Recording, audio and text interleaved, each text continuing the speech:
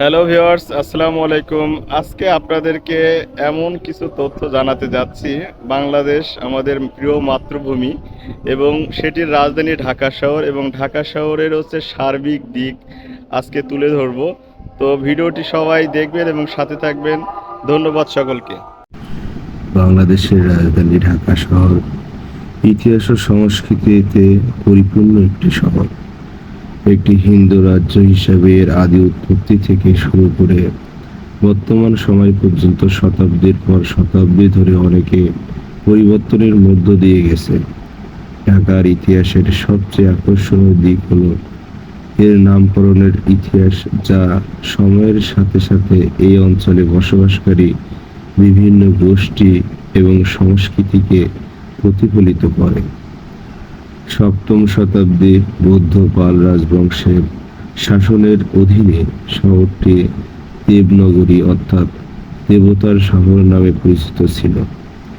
মুসলিম পূর্ব যুগে বর্তমান ঢাকা জেলা অঞ্চল বঙ্গ নামে পরিচিত প্রশাসনিক অঞ্চলের অন্তর্ভুক্ত ছিল।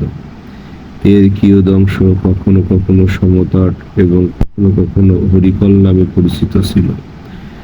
ত্রয়োদশ শতাব্দীতে মুসলিম তুর্কি বিজেতা বখতিয়ার খলজি তার সম্রাট জাহাঙ্গীরের সম্মানে শহরটির নাম পরিবর্তন করে জাহাঙ্গীরনগর রাখেন।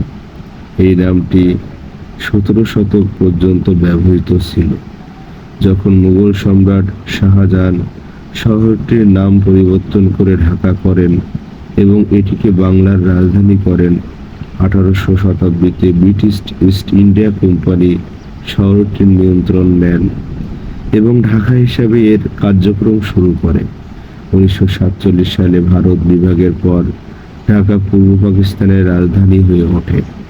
পাকিস্তান আমলে শহরের নামের বানানটি ঢাকা হিসাবে প্রণীত হয়েছিল। যাই হোক, 1971 সালে বাংলাদেশ স্বাধীনতা অর্জনের পর ঢাকা এর বানান পরিবর্তন করে ঢাকা করা হয়। ঢাকা নামের উৎপত্তি সম্পর্কে স্পষ্ট করে তেমন কিছু জানা যায় না। এ সম্পর্কে প্রচলিত মতগুলোর মধ্যে কয়েকটি: একসময় এই অঞ্চলে প্রচুর ঢাক গাছ ছিল। রাজধানী উদ্বোধনের দিনে ইসলাম খানের নির্দেশে এখানে যে বিষয়গুলো হয়ে থাকে, যার জন্য রাজ্য ঢাকা হয়ে থাকে। আজ ঢাকা বাংলাদেশের রাজধানী এবং বৃহত্তম শহর হিসেবে রয়েছে একটি সমৃদ্ধ ইতিহাস এবং সংস্কৃতির ঐতিহ্য, যা এর বৈচিত্র্যময় অতীতকে প্রতিফলিত করে। এর নামকরণের ইতিহাস বিভিন্ন গোষ্ঠী এবং সংস্কৃতির একটি প্রমাণ, যা শহরটিকে এক ইতিহাস জুড়ে প্রভাবিত করেছে। তো ভিউয়ার্স, আপনাদেরকে আজকে যে ঢাকা শহরের পুরাতন ঐতিহ্য, ইতিহাস এবং কত সুন্দর বৈচিত্র্যময় ঢাকা শহরের ইতিহাস সম্পর্কে আপনাদের জানানোর চেষ্টা করেছি, এবং ভিডিওটি অবশ্যই ভালো লাগলে লাইক, কমেন্ট এবং শেয়ার করবেন এবং সাথে থাকবেন। ধন্যবাদ।